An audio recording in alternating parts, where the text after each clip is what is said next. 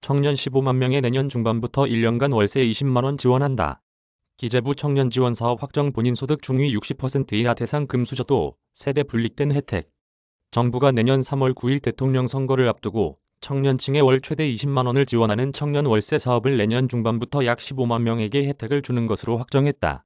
그러나 청년 월세 지원 사업은 부유층 자녀도 받을 수 있고 임대료 상승을 유발할 수 있다는 비판이 나온다. 정부는 또 만성적인 정체가 빚어지는 서해안고속도로 확장 사업 등 4개 사업의 예비타당성 조사 통과를 확정했다. 기획재정부는 26일 안도걸 2차관 주재로 제7차 최종사업평가위원회를 열고 이달 조사가 완료된 사업의 예타 조사 결과 등의 안건을 심의, 의결했다고 밝혔다.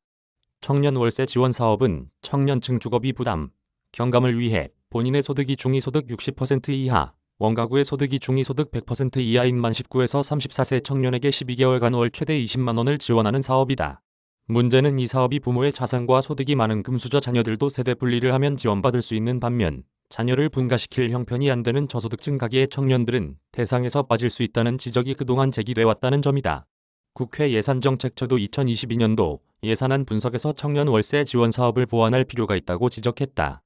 총 사업비가 3천억 원을 넘으면 예타를 해야 하지만 정부가 긴급한 경제, 사회적 상황 대응과 국가 정책적 추진 필요를 이유로 이 사업을 예타 면제 대상에 포함시킨 데 대해서도 논란이 제기되고 있다.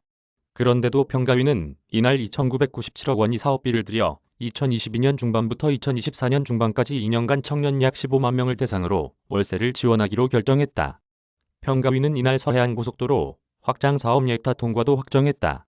서해안고속도로 확장 사업은 만성적 정체를 겪는 서평택 JCT 안산 JCT 34km 구간을 현재 6에서 8차로에서 10차로로 늘리는 사업이다.